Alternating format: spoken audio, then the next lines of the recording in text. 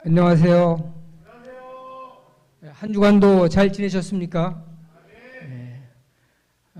제가 분에 넘치게 또 이 자리에 서게 됐습니다. 뭐 1년에 한 번 하는 건데 왜 이리 빨리 돌아오는지 모르겠어요. 그게 이제 전도사님도 새로 오고 그러셨으니까 저 같은 사람은 이제 좀 빼줬으면 합니다. 너무 분에 넘치고 감당이 안 돼요. 준비하는 게 어려워서. 오늘도 너무 늦을 뻔했는데 다행히 감사합니다. 최근에 담임 목사님이 그 화요일 금요일 예배 시간에 창세기 인물들에 대해서 설교하고 계시는데 주로 남성들 위주로 말씀하고 계시죠. 성경에는 훌륭한 여성들도 많이 있습니다. 여지사님들 박수 한번 쳐주세요. 그래서 저는 이 시간에 그 훌륭한 여인들 중에서도 하나님의 은혜로 메시아의 계보에 이름이 올라있는 여인들에 대해서 함께 공부하는 시간을 갖도록 하겠습니다. 성경에 나와 있는 예수님의 계보는 창세기의 아담부터 아브라함까지, 그리고 마태복음의 1장에 아브라함부터 예수님까지 총 60명의 이름이 나옵니다. 남자 이름만. 그런데 마태복음 1장에는 아브라함부터 예수님까지 41명의 남자 외에 5명의 여인의 이름도 같이 나옵니다. 이 가운데에 있는 그림은 누군지 아시겠죠? 예. 이쪽에 빨간 줄 집 밖으로 내미는 사람. 빨간 줄 하면 생각나는 사람. 여리고성에서 라합. 요 밑에 있는 사람은 식량 조달을 위해서 이삭 죽고, 여기는 의상이 되게 화려한 것 같은데 에스더가 아닙니다. 그 밑에는 뭐 캐릭터가 뭐 특별히 말할 게 없는데 에스더가 아니고 이 여인들 5명이 족보에 올라 있는 여인들이에요. 그렇습니다. 솔로몬 어머니. 그래서 이 5명의 이름이 같이 나오는데 이거 한번 하나씩 보겠습니다. 이 마태복음 1장 2절부터 16절 말씀입니다. 그 창세기도 마찬가지고 계속 남자 이름만 나옵니다. 뭐 아담이 셋을 낳고 셋이 게노스를 낳고 나오고, 이 마태복음 1장에는 아브라함이 이삭을 낳고 이삭은 야곱을 낳고 야곱은 유다를 낳고 유다는 베레스를 낳고가 아니라 다말에게서 베레스를 낳고, 또 쭉 나가다가 살몬을 낳고 살몬은 라합에게서 보아스를 낳고, 보아스는 누구에게서 오벳을 낳죠? 룻에게서 오벳을 낳고, 룻에게서 오벳을 낳고, 또 이새는 다윗 왕을 낳고 다윗은 우리아의 아내에게서 솔로몬을 낳습니다. 바세바라는 이름이 안 나와요. 그리고 맨 마지막에는 이제 야곱은 마리아의 남편 요셉을 낳았으니 마리아에게서 그리스도라 칭하는 예수가 나시니라, 이렇게 되어 있습니다. 남자가 41명이면 여자도 41명이어야 되는데 유독 이 5명 여인만 올라 있습니다. 그럼 순서대로 하나씩 보겠습니다. 유다는 다말에게서 베레스를 낳고, 이 다말은 원래 유다의 며느리였죠. 유다의 며느리였습니다.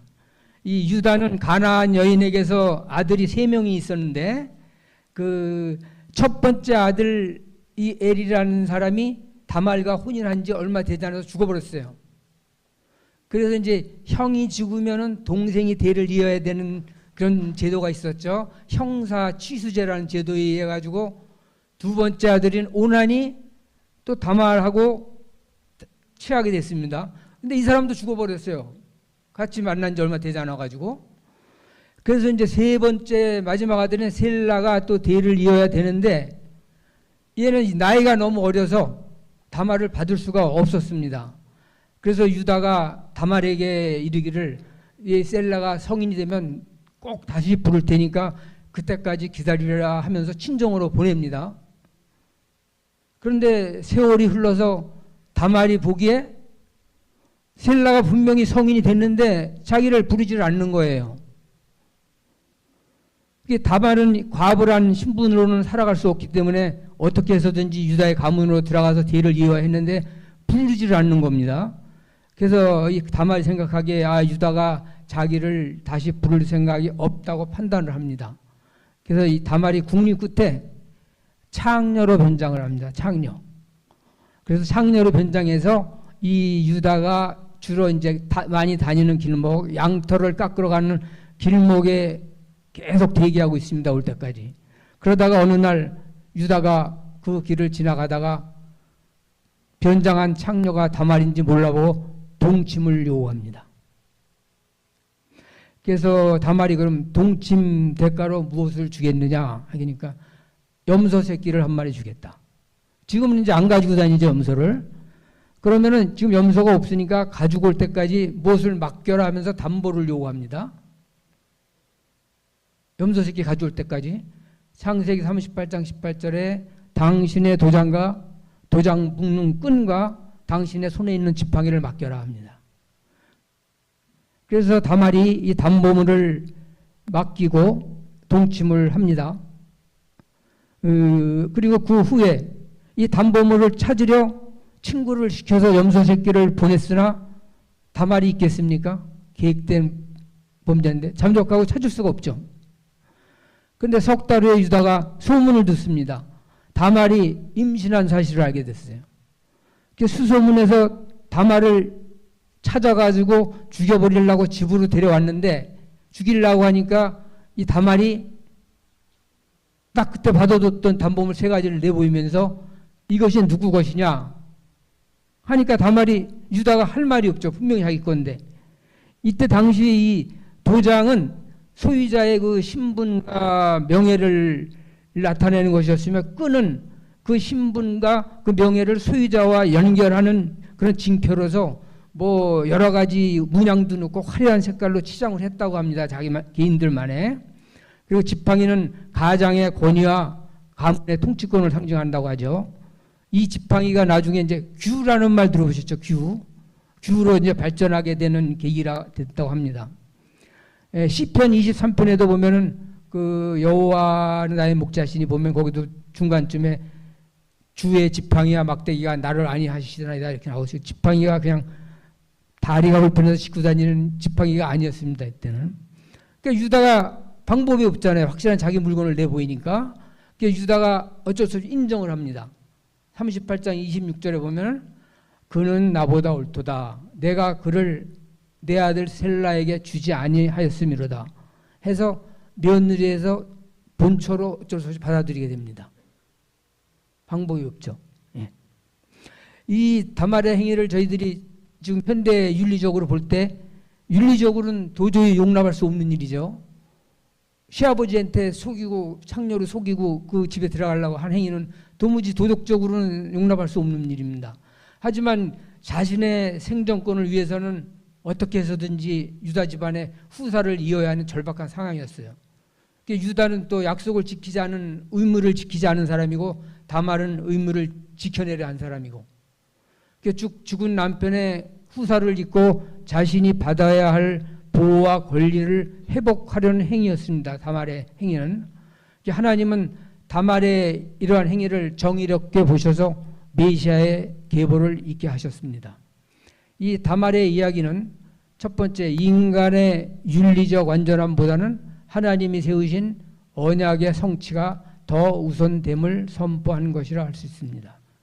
두 번째, 하나님은 상처받은 자, 억울한 자, 이방인 등 약자를 위해서 일하신다는 것을 드러낸 것입니다. 세 번째, 메시아의 탄생은 인간의 공로가 아니라 하나님 은혜의 역사임을 보여준 것이라 할 수 있습니다. 자, 다음 두 번째는 누구였죠? 살몬을 낳고 살몬은 누구에서 보아스를 낳죠? 네, 라합에게서 보아스를 낳습니다. 라합은 누구죠? 기생. 여리고에 살던 기생이었죠. 근데 이 기생이 어떻게 메시아의 계보를 잇게 됐을까요? 이 여호수아가 이제 가나안 땅으로 들어가기 전에 요단강을 건너기 전에 여리고성으로 정탐꾼 2명을 보내죠. 근데 이 2명이 이제 라합의 집에 투숙하게 됩니다. 근데 이게 그 지역 사람들한테 발각이 나서 죽을 뻔했는데 라합이 숨겨줌으로써 다시 살아나게 됩니다. 그 일부 성경학자들과 유대 전승에는 라합의 집이 여관이었다고 합니다. 여관이었으리라고. 여관을 하면서 손님 접대도 하는 그런 직업이었을 것이라고 추측을 합니다. 그러니까 여관이니까 이 정탐꾼들이 들어갔겠죠. 남의 개인 집이 아니니까. 그래서 그 정탐꾼들이 라합의 집에서 죽을 뻔했는데 살려줍니다. 그래서 라합이 구해준 다음에 그 두 정탐꾼들에게 이야기를 합니다. 여호수아 2장 9절 여호와께서 이 땅을 너희에게 주신 일을 내가 아노라. 그러니까 라합은 이미 이스라엘 민족들이 애굽을 탈출해서 또 홍해를 걷는 기적을 낳고 또 광야 생활을 어떻게 했는지 또 요단강 동쪽에 있는 아모리 족속을 또 어떻게 정복했는지 이 내용을 다 알고 있었던 것입니다. 이미 라합은. 어떻게 알았는지는 모르죠. 지금같이 매스컴도 없는데 어떻게 알았는지는 저도 모르겠습니다만은 다 이미 알고 있었던 겁니다. 그래서 이 땅을 너희에게 주신 일을 내가 아노라 라는 신앙 고백을 하고 또 2장 11절에 보면 너희의 하나님 여호와는 위로는 하늘에서도 아래로는 땅에서도 하나님이시니라. 이 말은 라합이 가나안의 그 우상 숭배를 버리고 여호와를 이제 유일신으로 인정하는 신앙 고백이라고 할 수 있습니다. 라합은 이방인이었지만 영적으로는 이미 하나님의 백성이었던 것이었어요. 그래서 라합은 이 두 정탐꾼을 구해준 대가로 자기 가족들의 생존권을 보장받습니다. 여호수아 6장 25절 말씀 여호수아가 기생 라합과 그의 아버지 가족과 그에게 속한 모든 것을 살렸으므로 그가 오늘까지 이스라엘 중에 거주하였으니 이는 여호수아가 여리고를 정탐하려고 보낸 사자들을 숨겼음이었더라. 그 일종의 지금 현대 용어로 말하자면 이방인을 이스라엘 공동체로 편입시켜주는 게 특별 기화라고나 할까요? 뭐 이런 식으로 표현하면 맞을 것 같아요. 특별 기화시킨 것 같아요. 자, 그럼 라합에게서 보아스를 낳습니다. 할머니. 그러면은 라합이 보아스의 어머니란 얘기죠. 그 어머니일까요?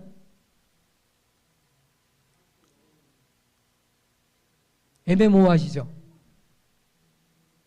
예, 이 시대의 배경을 보면은 라합은 가나안 정복 초기인 BC 1400년경 살던 사람이고 보아스는 사사시대 말기인 BC 1150년경에 살던 사람입니다. 그러니까 이 사람이 살던 시대는 약 250년 차이가 있으니까 어머니일 수는 없죠.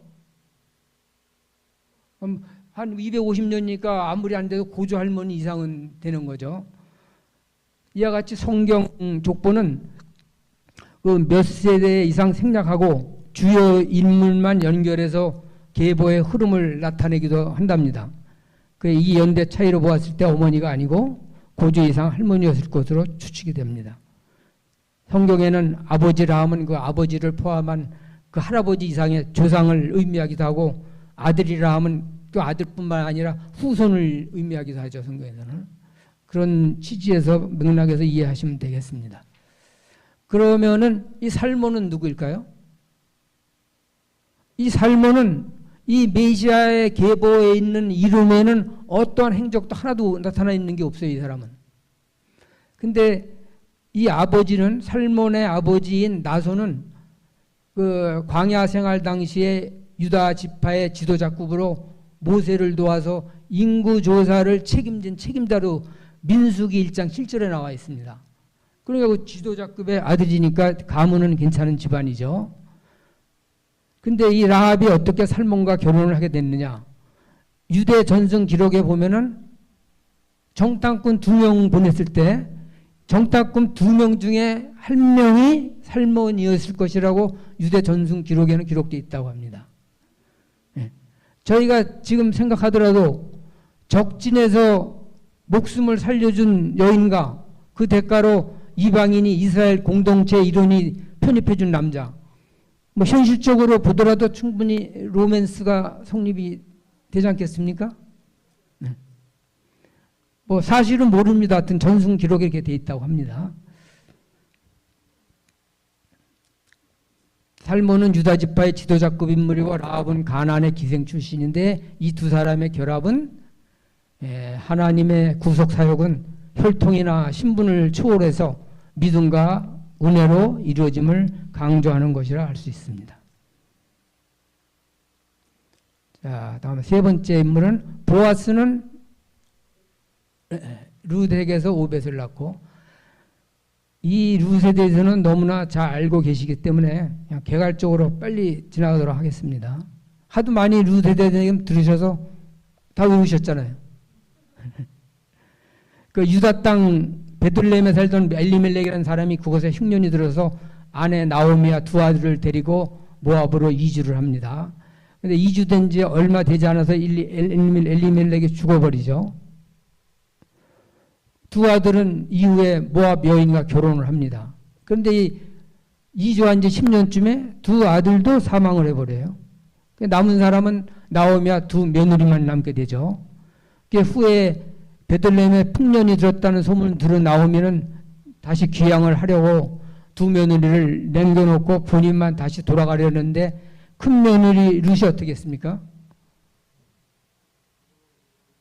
네, 자기는 그치 같이 가겠다고 해서 같이 베들레헴으로 오게 되죠.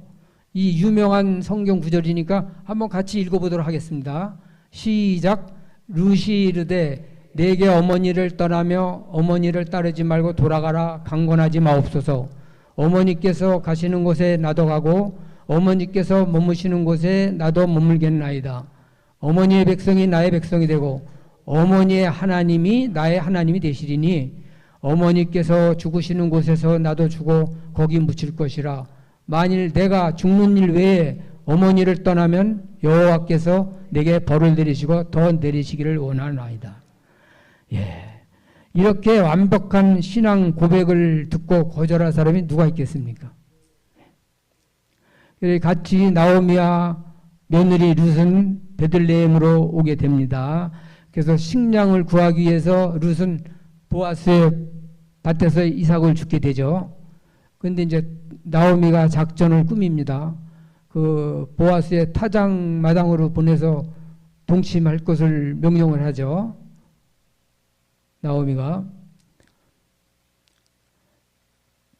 그래서 동침할 때 밤중에 한밤중에 보아스가 자기 발치에 누워있는 여인을 보고 내가 누구냐 하니 보아스가 이르기를 나는 당신의 여종 루시오니 당신의 옷자락을 펴 당신의 여종을 덮으소서. 이는 당신이 기업 물을 자가 됨이니이다 하고 고백합니다. 자기를 덮으란 말은 자기와 결혼을 해서 자기 집안의 대를 이어달라고 청혼하는 것이 일종의 기업 물을 자가 된다는 것은 이렇게 청혼을 합니다. 근데 사실 이때 보아스보다 더 가까운 친족이 있었어요. 근데 그 친족이 권리를 포기함으로써 보아스가 자기의 재산적 손해를 감수하면서까지 기업 물을 자가 스스로 됩니다. 이 룻의 이야기는 홀로 된 시어머니에 대한 신의와 책임감, 오로지 하나님을 향한 믿음으로 선택한 것인데 남편을 잃은 이방 여인이 역시 홀로 어머니를 따라서 생활과 풍습이 다른 낯선 땅으로 이주한다는 것은 장래를 보장받을 수 없는 선택임에도 오로지 시어머니에 대한 신의와 책임감, 오로지 하나님을 향한 믿음으로 선택하는 것이라 할 수 있습니다. 또 룻이 생계를 위해 어려운 일상 속에서도 최선을 다할 때 하나님은 길을 열어주신다. 룻이 생계를 위해서 이삭을 줍다가 보아스의 밭에 이르게 된 것은 저절로 이루어진 것이 아니라 보이지 않는 하나님의 손길이었다고 합니다. 하나님의 구속사역은 혈통이나 신분을 초월하여 믿음과 은혜로 이루어짐을 강조하는 것입니다. 이 보아스는 룻의 신분을 따지지 않고 그녀가 시어머니에 대한 선행과 신실함을 알고 그녀를 현숙한 여인으로 인정함으로써 자신의 재산적 손실을 감수하면서까지 죽은 자의 가문을 이어주는 기업 물을 자가 됩니다. 이는 인류의 죄를 대신 짊어지신 예수님의 구속을 예표하는 것이라고 할 수 있다고 합니다. 오늘날 눈에 보이는 진리를 쫓아서 신의도 버리고 신앙도 저버리는 현대인들에게 진정한 안식을 얻는 방법이 무엇인지 또 그 결과가 얼마나 대단한 것을 알려주는 교훈이라고 할 수 있습니다. 네 번째, 이새는 다윗 왕을 낳고, 다윗부터 이제 이게 왕권 시대니까 왕자가 붙었어요. 다윗은 아까 누구라 했죠? 우리아의 아내에게서 솔로몬을 낳고, 이 우리아라는 사람은 헷사람입니다. 헷사람, 헷족속. 헷이 누구냐면은 노아의 두 번째 아들, 그 술 취했는데 그 흉보던 두 번째 아들 함의 손자입니다. 헷이. 그 헷의 자손이에요. 우리아가 완전 이방인 출신이죠. 그리고 이 우리아의 아내라 하는 이 밧세바라는 이름을 가진 여인은 순수한 이스라엘 자손입니다. 근데 어떻게 그 이방인 남자하고 이스라엘 자손인 이 밧세바가 혼인을 하게 됐을까요? 이 우리아, 다윗의 30인 용사라면은 그 다윗이 처음에 그 사울 왕에 쫓겨서 막 도망다녔지 않습니까? 그때 광야 생활을 할 때부터 그 생사고락을 같이 하며 이 다윗 왕의 왕국의 기틀을 닦았던 정예 요원들이라고 합니다. 이 30명이. 그 중에 한 명인데, 이 유리아는 그 쫓겨다니면서 비록 이방인이지만 군인으로서 충성심과 또 종교적으로도 충성심이 대단했고, 그놈으로 인해서 공동체적 신뢰를 얻어서 다윈의 신뢰를 받아서 이스라엘의 일원이 됩니다. 그럼으로 인해서 밧세바와 결혼을 할 수 있게 된 것이라고 예상이 됩니다. 자, 다윗은 우리아의 아내에게서 솔로몬을 낳고, 이 말씀 하나에서 다윗이 저지른 죄가 몇 가지나 나올 것 같은가요? 네 가지? 네 가지. 저도 네 가지로 딱 뽑았습니다. 네 가지를. 자,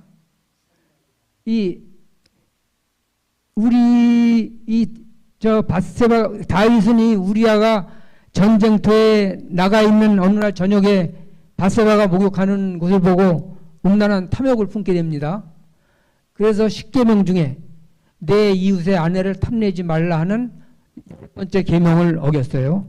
그 두 번째는 우리아가 전쟁터에 나가 있는 동안 왕이란 절대 권력을 이용해서 자기 부하의 아내와 동침해서 임신까지 하게 이르렀습니다. 그러므로 간음하지 말라 하는 십계명 중에 7번째 계명도 어겼습니다. 그리고 세 번째는 그 임신 사실을 또 왜곡하기 위해서 전쟁터에서 싸우고 있는 우리아를 소환합니다. 소환해서 밧세바와 동침을 하라고 그러죠. 자기 애가 아닌 것처럼 하려고. 그런데 이 충성심 많은 우리아는 전쟁터에서 자기 동료들을 싸우고 있는데 부인과 동침할 수 없다고 거절하고 전쟁터로 다시 복귀를 해버립니다. 그냥 무산돼 버렸어요. 그래서 이거는 내 이웃에 대하여 거짓 증거하지 말라는 이것도 10계명 중에 9번째 계명을 어긴 겁니다. 그리고 네 번째는 그냥 전쟁터로 복귀한 우리아를 가만 놔두겠습니까, 다윗이? 그 우리아를 가장 치열한 전투의 선봉장으로 보내서 전사하도록 그쪽 장군에게, 요압 장군에게 지시를 합니다. 그 살인하지 말라 하는 10계명 중에 6번째 계명도 어겼어요. 10계명 중에 하나님과 약속 말고 인간 생활 약속이 6개씩이나 외웠는데 6개 중에 4개나 외웠는데 제가 보니까 저보다 더 나쁜 사람이더라고요. 저는 한 2가지 정도는 어긴 것 같은데 이 사람은 4가지, 최소한도 4가지는 어긴 사람이어야지. 그래서 하나님이 이 사실을 아시고 선지자 나단을 보내서 이 다윗의 부정한 행위를 책망합니다. 사무엘하 12장 10절 11절 말씀에 이제 내가 나를 업신여기고, 그러니까 다윗이 하나님을 업신여긴 거예요.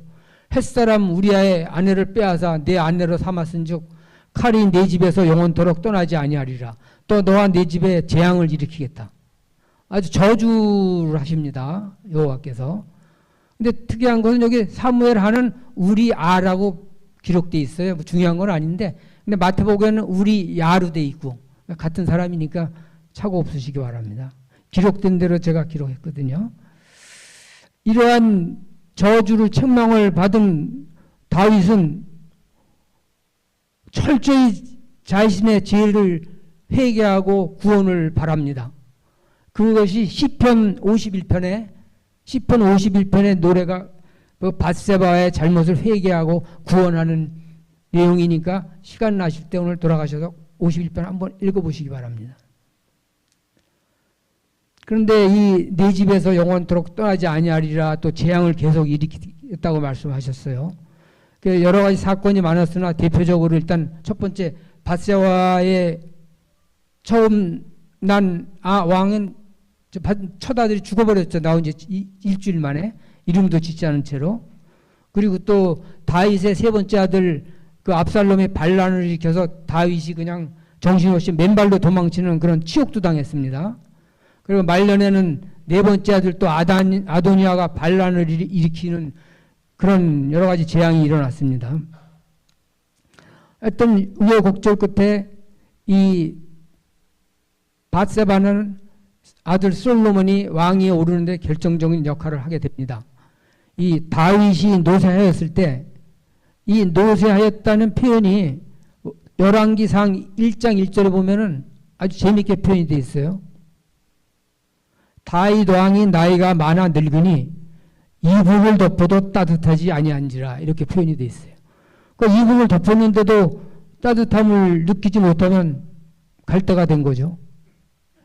이 상황에서 이걸 안 아도니아가 정상적으로는 자기가 왕위를 받기 어려울지도 모르니까 지가 스스로 왕이 되려고 막 주변 부하들 다 끌어모고 잔치를 벌이려고 그랬는데 이걸 선지자 나단이 알아차렸어요. 큰일 났잖아요. 아도니아가 왕이 되면은. 그래서 이 선지자 나단이 밧세바와 함께 다윗을 찾아가서 아도니아의 반역을 알리고 솔로몬이 왕위를 계승할 수 있도록 설득을 합니다. 그래서 이때 뭐 다윗이 오락가락 했는지 어땠는지 제정신인지 모르겠으나 다윗이 밧세바에게 이렇게 얘기합니다. 열왕기상 1장 30절에 내가 이전에 이스라엘의 하나님 여호와를 가리켜 내게 맹세하여 이르기를 내 아들 솔로몬이 반드시 나를 이어 왕이 되고 나를 대신하여 내 왕위에 앉으리라 했으니 내가 오늘 그대로 행하리라 해가지고 솔로몬이 왕이 됩니다. 솔로몬은 밧세바가 낳은 아들 중에 네 번째 아들입니다. 첫 번째 이름도 짓지 않고 죽은 아들 빼고 네 번째 아들. 그러니까 이때 당시에는 솔로몬의 친형도 3명이나 있었고 다윗 왕으로 따지면 10번째 아들인데 솔로몬이 마지막 계승 서열이 10위인데도 불구하고 이 선지자 나단하고 밧세바가 다윗을 설득해서 왕위에 올라가는 일이 됐습니다. 중요한 것은 이 마태복음의 마태가 다윗은 밧세바에게서 솔로몬을 낳고가 아니라 우리아의 아내에게서 솔로몬을 낳고라고 기록을 했어요.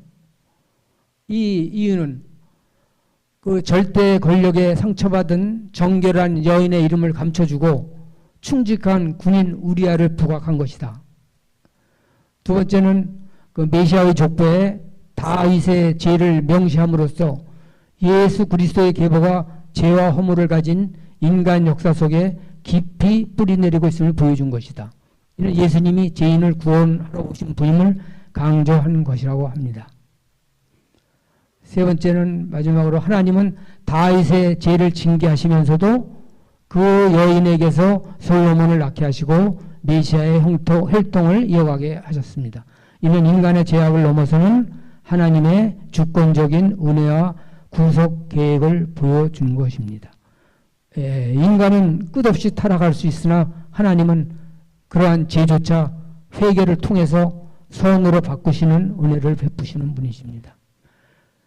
이 네 여인의 구속 사역을 정리하면 공통적으로 하나님은 상처받은 자, 억울한 자, 이방인 등 약자를 위해 일하시는 분이시다. 두 번째는 하나님의 주권적인 은혜와 구속은 인간의 죄악과 윤리를 초월한다. 세 번째는 하나님의 구속사역은 혈통이나 신분을 초월하여 믿음과 은혜로 이루어짐을 보여주는 것이라 할 수 있겠습니다. 마지막으로 야곱은 마리아의 남편 요셉을 낳았으니 마리아에게서 그리스도로 칭하는 예수가 나시니라. 성모 마리아에 대해서는 제가 불경스럽게 함부로 말할 수 있는 부분은 없고, 이 내용 중에 한 가지 교훈이 되는 성경절만 말씀드리고 마치도록 하겠습니다. 이 가브리엘 천사가 마리아에게 나타나서 성령으로 예수님을 잉태할 것을 예고합니다. 그럼 아직 혼인도 하지 않은 여인이 이 얼마나 당황스럽고 두려웠겠습니까? 그죠?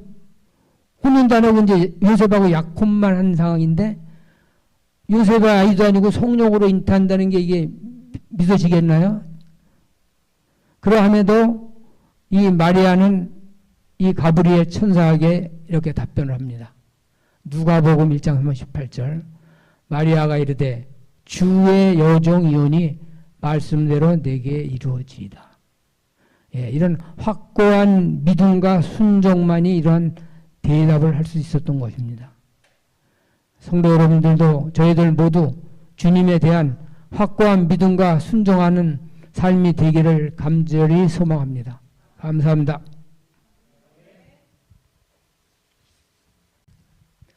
하늘에 계신 우리 아버지시여, 오늘 저희들을 메시아의 계보 속에 담긴 하나님의 놀라운 경륜을 공부하게 해주셔서 감사합니다. 세상의 기준으로 볼 때 여러 가지로 부족했던 여인들이 하나님의 거룩한 구속사의 계보의 이름을 올린 것을 보며 인간의 연약함과 허물까지도 선하게 사용하시는 크신 사랑을 깨닫게 해주셔서 감사드립니다. 다말의 간절함과 라합의 믿음, 루스의 헌신적인 사랑과 밧세바에게 임한 긍휼하심을 기억하게 해 주시옵소서. 무엇보다도 두려움과 어려움 가운데서도 주님의 말씀대로 이루어지길 바랐던 마리아의 절대 순종을 본받기를 원합나이다. 저희들의 삶의 자리에서 어떠한 고난에 처할지라도 낙심하지 않게 하시고 오직 주님의 은혜를 굳게 붙들며 믿음과 순종의 삶이 되게 해 주시옵소서. 모든 영광 아버지 하나님께 드리오며 사랑과 은혜가 많으신 예수님의 이름으로 기도드리옵나이다. 아멘.